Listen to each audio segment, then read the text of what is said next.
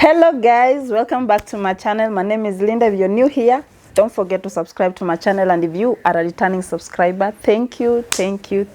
Sijui ni tuite pillow talk ama tuitaje. Number one, history ya side chicks ama mipango za kando and whatever you want to call them. I don't even know how a woman can accept to be called a side dish. Yani wewe sijui tutubie jina unakuliwa senya kuna food ingine ama mimi namaanisha nini, I don't know, but how do you even bring yourself to be called such a name? But anyways, ni life yako. But let's get to my first point. Na ni kitu mimi nakuanga curious. I'm always curious about this one question, na ningependa nipate mwanaume ashawahi kuwa na side dish. It's not like awananga, but it's rare upate mtu ana accept kukama hapa kwambie yenyewe mimi nishaikuwa nayo and this is the situation.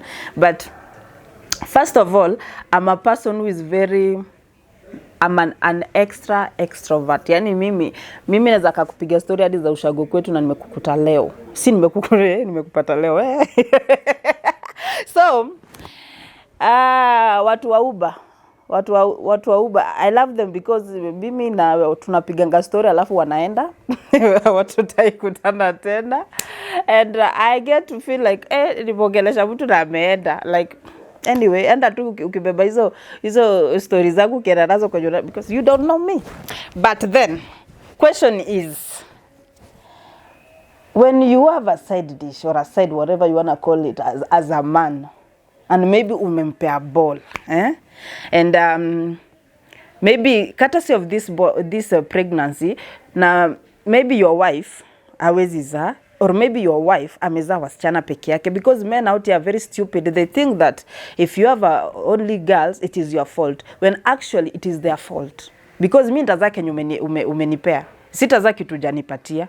So the fact that you're blaming me for having girls, or you're blaming me for maybe having a child who was a condition, or maybe blaming me for vitu ndogo ndogo zenye, if you scrutinize very well biologically or whatever the situation is, it is your fault that these things are happening. But now you unaziweka, because nimekuja ku notice that most marriages zenye unapata zina thrive without a child. Not without a child. Most of the time, it is the man who was the problem. My dear, let me tell you, no man will sit there and kwambia, sorry, tutazaa tu, Mungu atatu. They always say that when it is their fault. There are those ones who understand, for sure, wako. Like, I'm not going to sit here and say that all men are bad. Kuna wale wana understand, wanasema, okay, in God's time, he will make everything right. But kuna wale hawezi tu vumilia ati sijui siku yetu itafika, God knows why we are in this and this condition or situation. But not all of them. 99% don't. Wenye wanakubali it's 1%. So maybe amepea mtu ball, maybe now this scenario is not him being the problem. Amepea na ball huko nje. Sijui yani you will never know peace.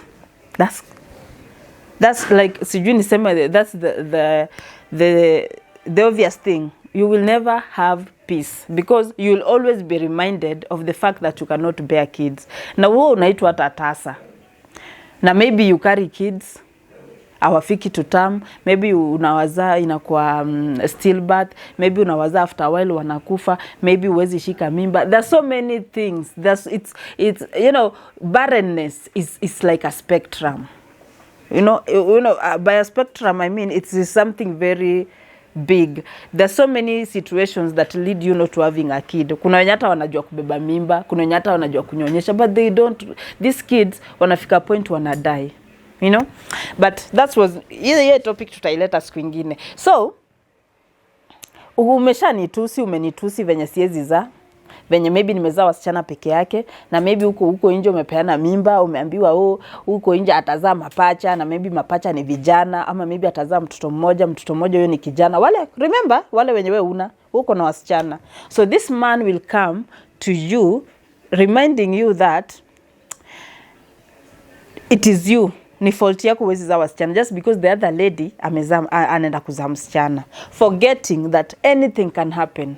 My dear, when a woman is pregnant, it's like a lifeline. it's like it's between life and death. You don't know what will happen.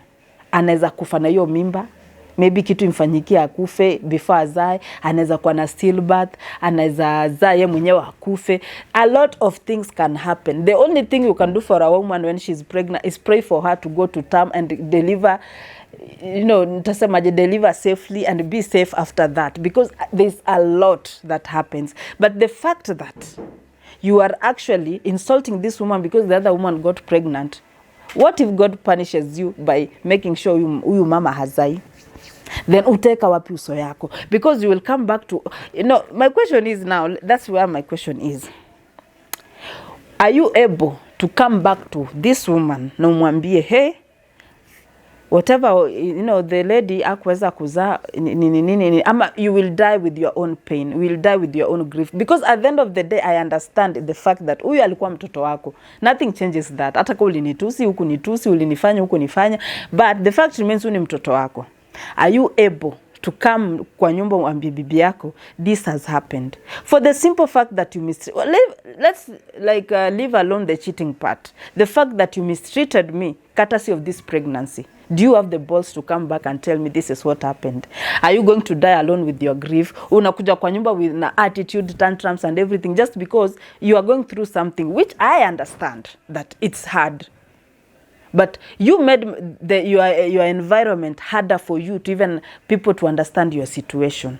But ebu men mwenda hapa comment section, what happens in such situations? Because trust me, easy situations zina happen. Trust me, zina happen. It's not something that I'm imagining. So that aside, but comment section niambieni, what do you think? Like, not what do you think, but men, ni nini you happen? How do you handle this grief when finally the child is gone, God forbid? How do you handle after? Because when mostly najuanga, death is not the problem. It's handling it is handling the situation after everybody's gone. Now you are alone. This is my child who died. How do you handle that? Number 2, and my last one, girls, hawa wasichana wenye mnajiita side chick, how do you even sleep with yourselves? Munalalanga haja asubuhi kunafika, kuna kucha, yani we una feel like you are better than another woman, una feel like you are sweeter, sijui you are what, yani there's a way that you package yourself and make you feel like you are different. Unaka hapo chini, because there are men who are very, very, nitasemaje, ill-mannered, or who are very stupid, very silly, that wao haizi enda kutongoza mwanamke na mistari yake kivyake, manake amempenda, anaenda kumutongoza kisa na maana jina lako. Yani wewe, Linda amenifanya. Sasa sijui anakukubali because anakurumia, ama anakukubali, yani is it a sympathy relationship? Yani wacha tu nikae naye, bibi yake anamtesa. Are you sure bibi yake anamtesa ama ndiye anamtesa? Are you even sure of the situation? And leave alone the situation, because I also know this situation is none of your business. You didn't send him to come akukatie. But my question is, who are you to sit down and listen to a man talking of another woman, and you are a woman? Who, yani, where is your sister code? Iko wapi? Mimi sisemi hata usimkubali. But mbona naongelelea mwingine? I mean, are you not the only one? Are you not special? Anafaa kwa mesahau ule akuje kwako. But so the fact that anamuongelea, girls, wacha nikwambie, the fact that anashinanga akiongelea bibi yake, just know that anapenda bibi yake. He's here to waste your time. Na mimi hata siongee kuhusu wanaume, because they're just shameless everywhere. Nairobi is just a big bedroom. Inafuatia umechoose kona gani ya kulala.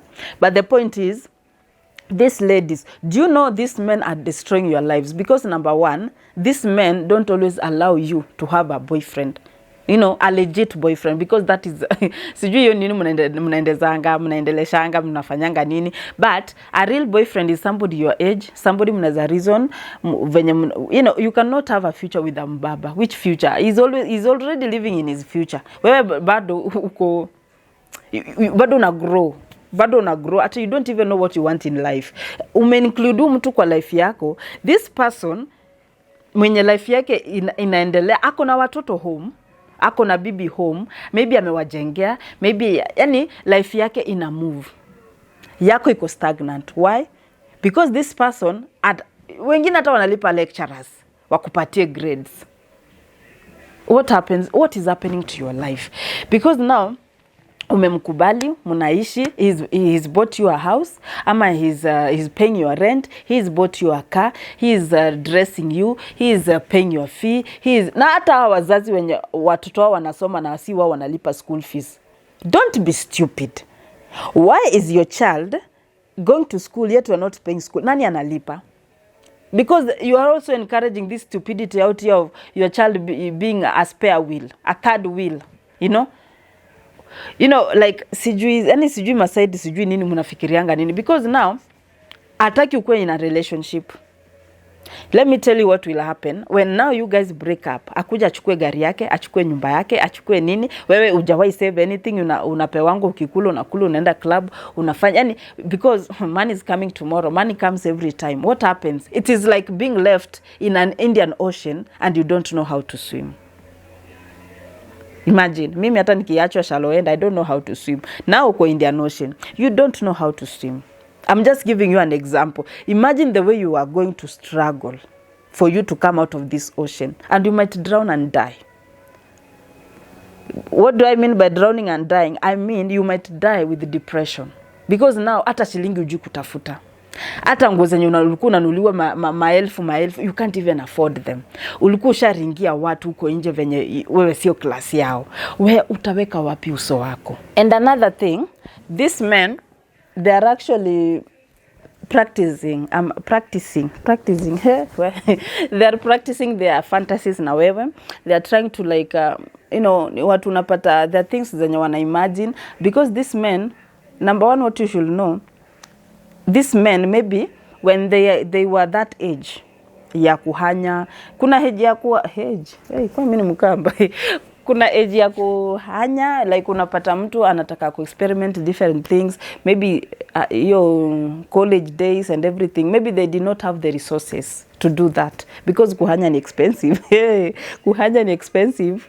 Like you have to strategize, leave alone money. You have to strategize, you have to be careful. It's not an easy job. It's a full-time job. You have to hire some KDF wachunge simu yako. It is not easy. Kuhanya, it's a tough journey.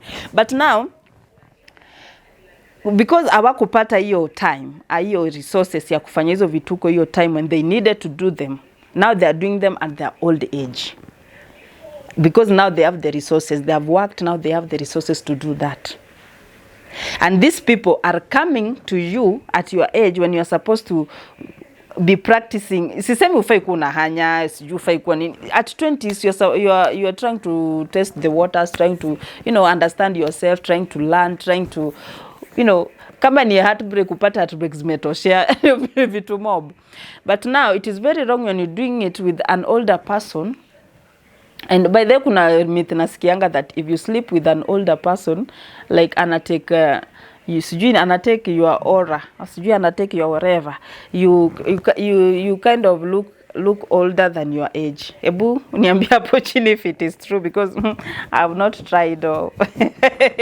But niambia comment section if that even makes sense. It's just a myth.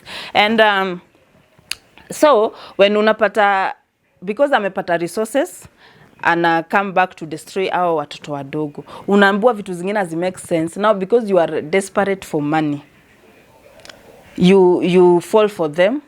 Ndio maana unapata watoto wa university wanakotoka bridges, maybe because that time hakutaka kuengage in a certain fantasy na yeye, ama maybe hakutaka kufanya nini, na maybe alikuwa amemtumia doza kufanya kitu fulani, ama alimbaia nyumba, then all of a sudden una refuse kufanya kitu amesema, then this person kills you. And these people unapata mostly they are people wenye wako na uwezo fulani, wenye uwezi shinda hata kesi, uwezi hata fanya nini, yani watu wako huko juu. So why will you even put yourself in that situation when we pia unafaa kwa in a journey to getting financially stable? But how can you be financially stable from another person's pocket? Because personally mimi si believe in counting on somebody's pocket. Naeza count on your pocket, yes, maybe if you are my husband, but when I'm counting on this pocket, it doesn't mean I don't have any other means. Maybe kama naweza kuwa ninakuomba pesa, yes, but ukininyima ama hauna, it doesn't mean now my life stops. I can always find a way out. Ninaweza pata place ya kukopa, ninaweza pata, kitu ya kuuza nipate hido, vitu kama hizo. Ukwe na options. But this person akisha kulea hivyo, you don't have that financial breakthrough in your life. You don't have, yani mentality yako ija grow because umekumeko kwa kukun fulani, wewe umefunzwa tu everything inakukuja kwako, everything and everything and everything, you don't know how to look for anything. So now what happens when everything is being stripped of you, hauna kitu, and maybe your parents huko nyumbani, maybe hata walinunuliwa nyumba, ama walinunuliwa shamba, ama watoto wenyu wanapelekwa shule, hizo vitu zote zinakuwa stripped off. Saa wewe umebaki hapo, unachekelewa na community. This is another thing where I always tell parents, be intentional with your kids. Tell them you love them. Tell them that they mean the world to you. Yani waonyeshe that they are what makes your life going. Kama ni Valentine, jaribu kupeleka watoto wako out. Waonyeshe that it doesn't have to be a man. Hata babako atakupeleka out. It doesn't have to be a man who has money. Tell them money is not everything. We know that money makes the world go round. We know, and I know. But trust me, it is not the only thing. Like when you have money, life becomes easy. But remember, it is the same money that will complicate your life. So guys, what I'm trying to tell these side chicks, you, mwenye unajiona ni side chick, sijui unatusibibia mtu, but they should check the video that I'm going to upload after this. If you feel you are better than that woman, let me tell you, even that woman, that man who is with you knows that his wife is better than you. That's why hajawahi mwacha akuchukue. So be very careful. Don't feel that you are very special when you are you are with another person's wife, the husband. Just remember that it's like you have to make your grass green. Like the grass is never green on the other side. Just water your grass. Make sure it is green, and you'll enjoy it forever because you know where you got the water to irrigate ama to water your grass. Thank you guys. This is what I had for you guys today. Kama we ni side chick pale nje, hebu kuja hapa si comment section uniambie, what do you think?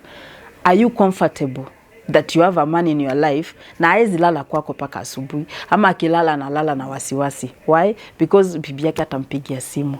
Ama are you comfortable that uko na mzee wa mtu na anakuambia ikifika certain time don't call me, or usiwahi nipigia unless nimekupigia? Yani unapatiwa hizo ndasemaje, hizo rules, restrictions.